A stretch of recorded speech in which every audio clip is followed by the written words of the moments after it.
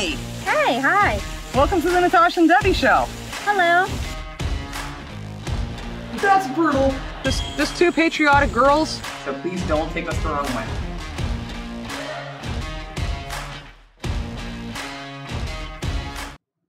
Hi, everybody. Hey guys. Think they notice? No. There's nothing to notice. Nothing going on here. Totally normal. Everything's the same. Santa Claus didn't bring me lights that I've been wanting. Hopefully Santa brought you everything you wanted. Yeah, and we're saying that because we have a little confession secret to make. I'll tell you. We had pre-recorded some of our videos that you've all been watching. The whole last week's videos, so it's been a minute since we've sat down here to record for you. Yeah, it's been for you guys have seen us. We haven't seen you. So hi, we missed you. But the good news is we are out of the deep freeze. Yes. The Arctic temperatures, Winter Storm Elliott is gone, and we are warm now. Yes. No Elliott more is freezing. melting away, finally. And now we have thunderstorms coming up next week. Yay, warm rain. Yay, America. We're going to need that canal boat. Thank you guys so much for being here today on the Natasha Debbie Show. If you don't know, we are in Cincinnati, Ohio, the best city and state in all of the 50 states in this country. Duh. Because we're here. But if you guys like our videos, please hit the like button. And what else, Debs? Consider subscribing. So, sad news. If you didn't hear the other day, we mentioned that this past Monday's Magic Monday episode was the final Magic Monday. That's right. We just don't have it in us. We can't. That was a lot of work. That was a lot of work. Hence the pre-recording stuff. But we're back to you now. And today's video is something that I'm excited about.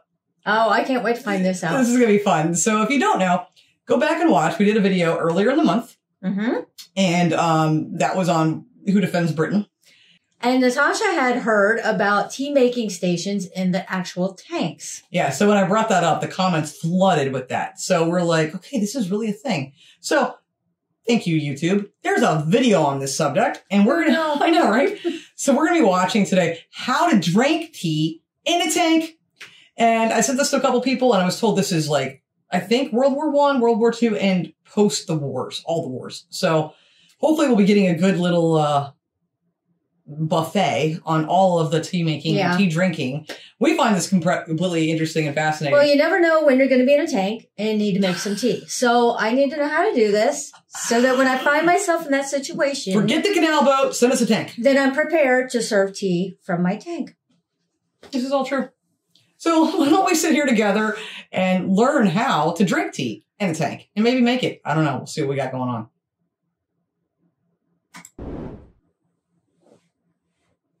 Okay, so we know this video is 2 years old. Hello, I'm James Holland, and I'm a historian of the Second World War. I think Natasha has a husband. It's James Holland! I didn't know he was in this video. She's going to be very interested now. I am in love with him. No, seriously, I watched a Netflix documentary months back. We watched it together, part of it, on World War II. And I first saw James Holland in that video. And I kind of fell in love with the guy because I'm like, you know what? He would make like the perfect husband. There's something about him. He's not like my physical preference in that way. Right. But there's something about this guy that I'm like, husband material. He just has a warm coolness about him. And he's really smart. And I didn't know he was in this video. So now I'm like fully attentive. Well, let's watch him. Let's do this. Let's watch him. Yeah. Let's watch him. And I'm Richard Cutland. For the past 8 years, I've worked for World of Tanks, but for 30 years before that, I was a tank crewman with the Royal Tank Regiment. Now, here at Bovington, we're always being asked all manner of questions, so we thought we'd sit down and try and answer some of them. Therefore, welcome to a brand new series, How to in a Tank.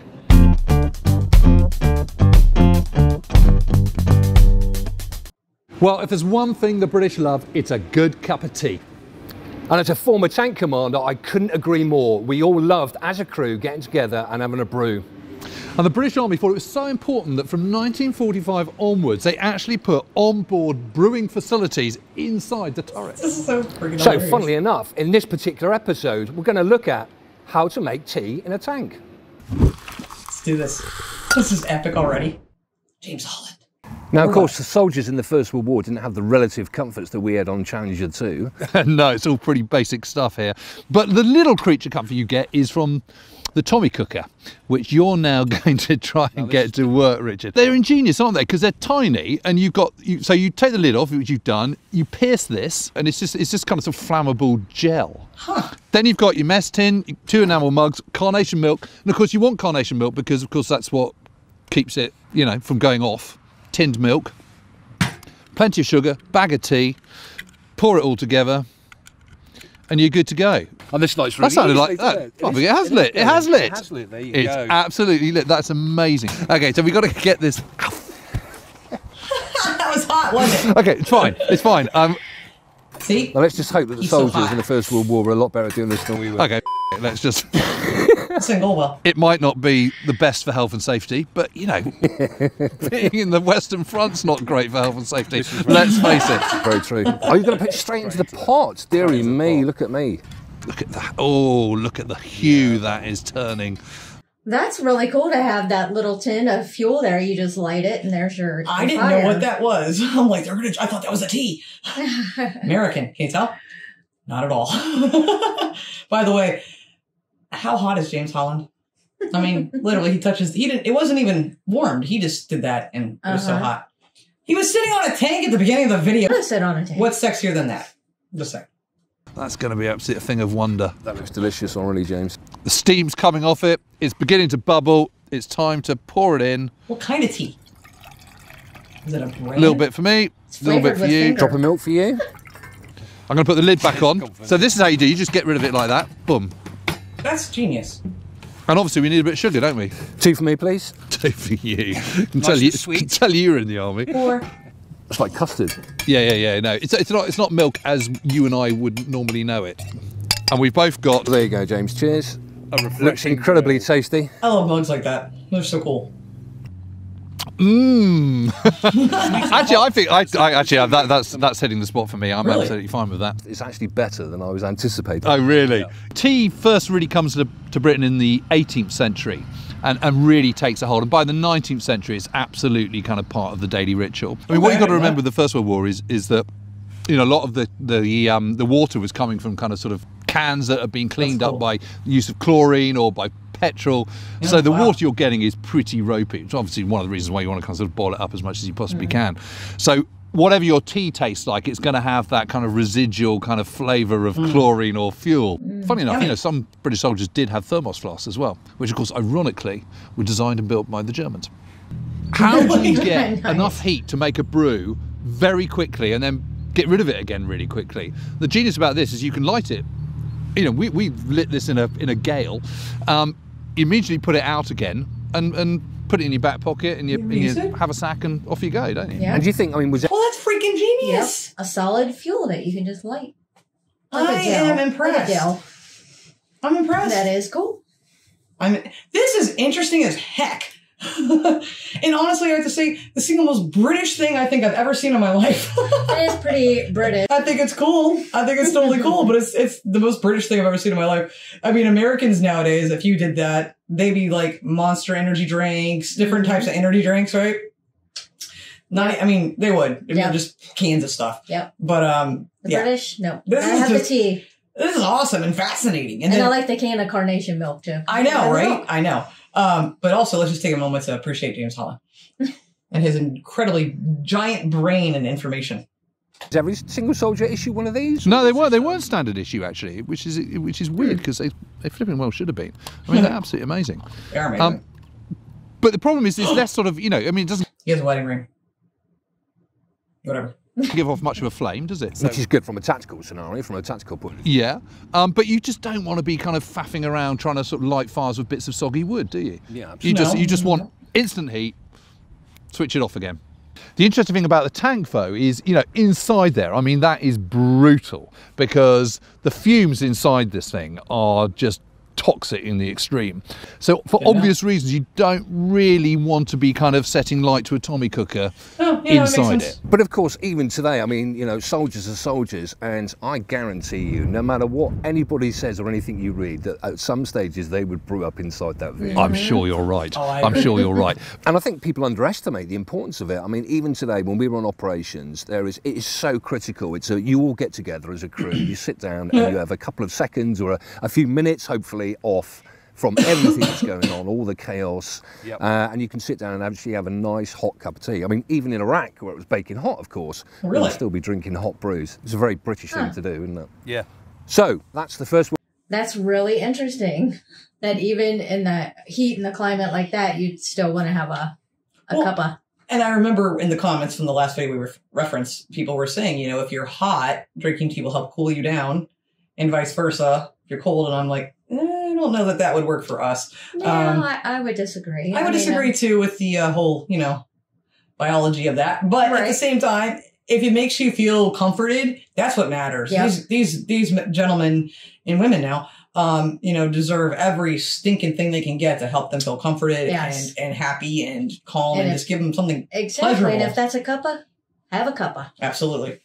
Okay. Let me rewind that just 5 seconds. I think we're going into a different time period. We would still be drinking hot brews. It's a very British thing to do, isn't it? Yeah.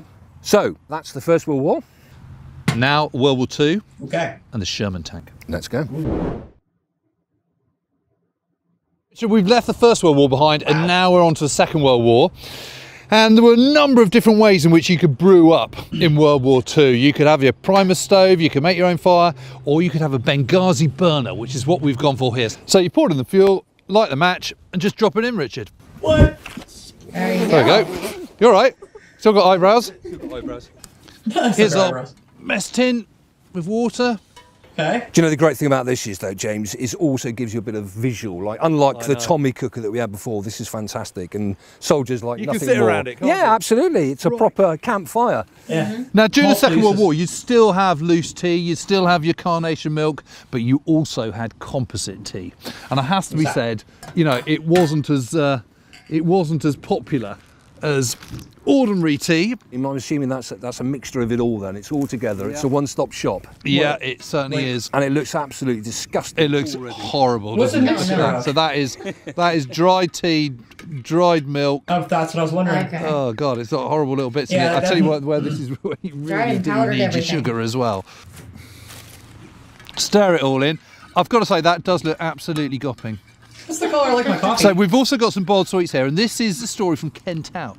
Ken Tout was in the Northamptonshire Yeomanry, served in Normandy and beyond, and he's a lovely fellow. He's an absolutely top bloke.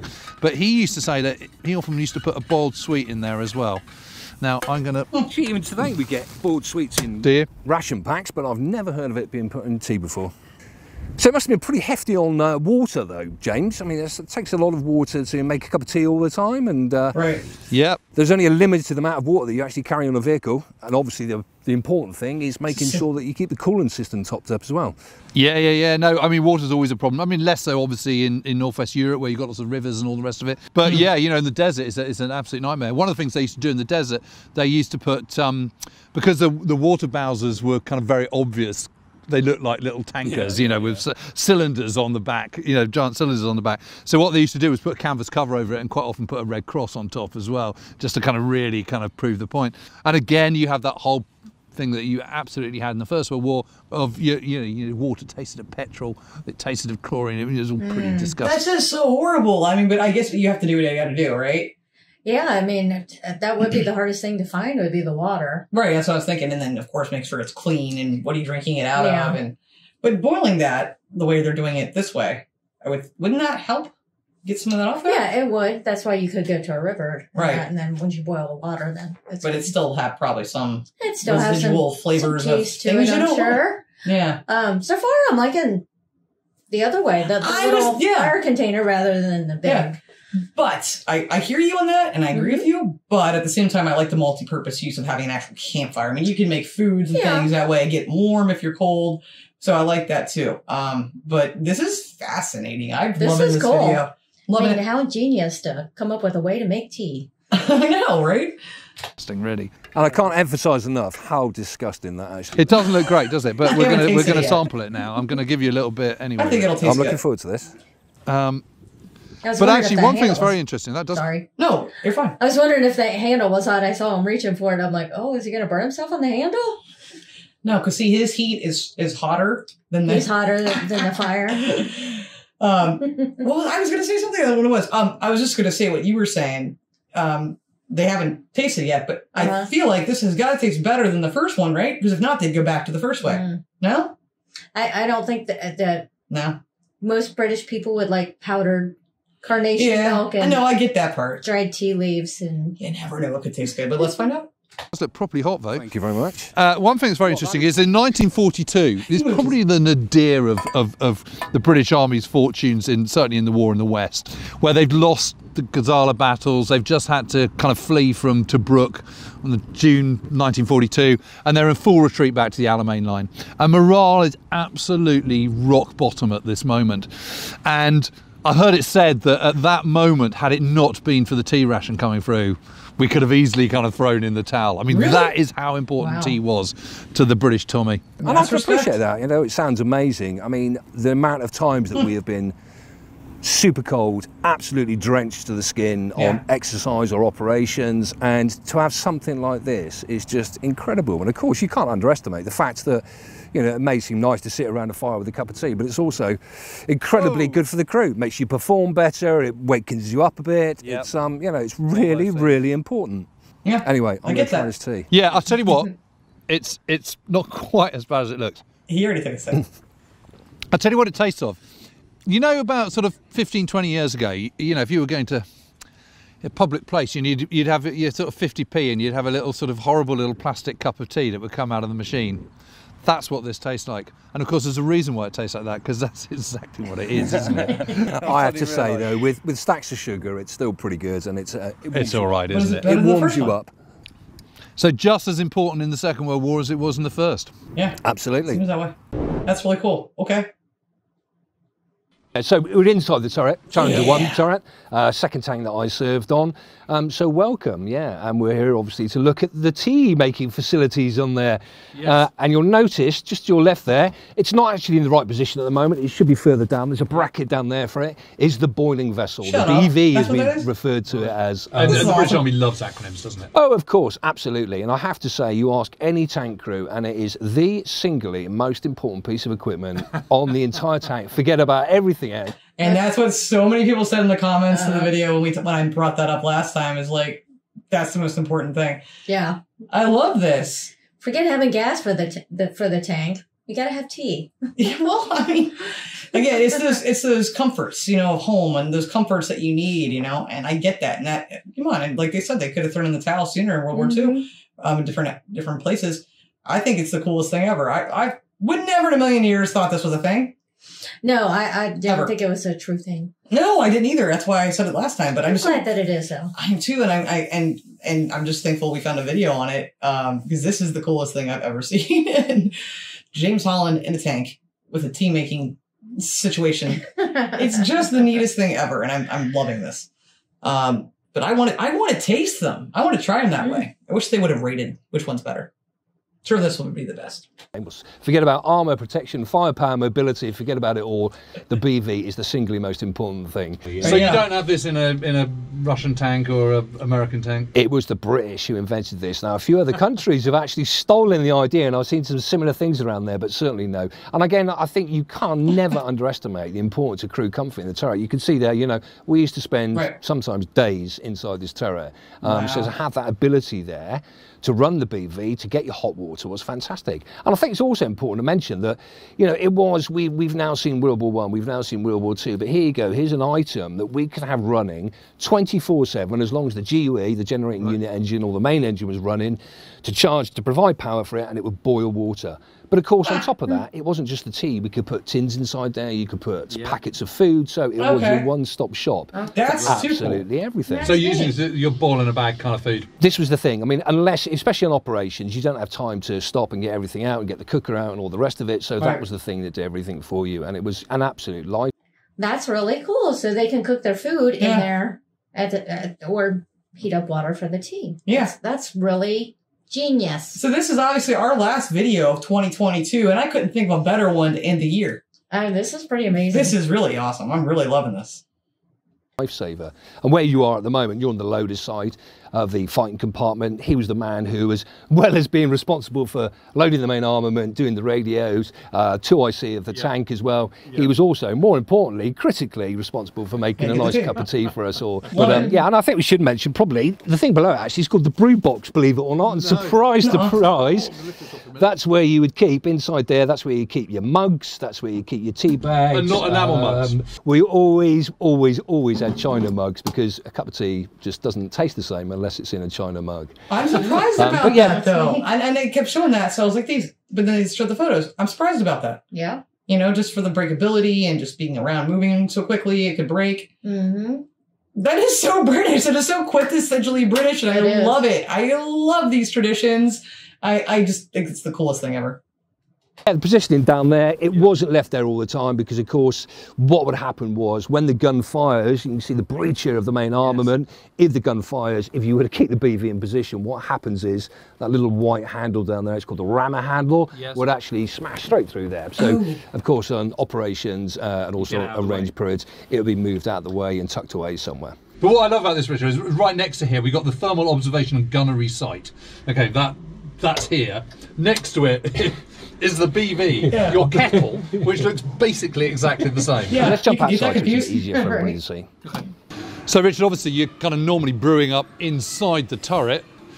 So how does this work? You lift it up? Yeah, so I mean, obviously getting outside of it. I think the important thing to mention first of all is obviously what you would need was the power lead, which is conspicuous by its absence. Having said that though, we did have on our tank, you could actually make yourself a longer extension lead, so theoretically you could get it outside of there. So you notice inside here there's actually an insert. Well, we used to bin these because it was just, you could get more water in there and it would boil quicker, so we used to get rid of that, and there you go. And that really is as simple of it. The element. The question though, is this, like, and I apologize for not knowing, is this the modern, like, way in current tanks? I mean, it said post-war, but I know this guy also said that this was a tank he was in. I don't know how long ago that was, but is this the way it's done, like, right now? Let us know, please. Did you catch that? Or did I miss it? I didn't catch it. Let us know.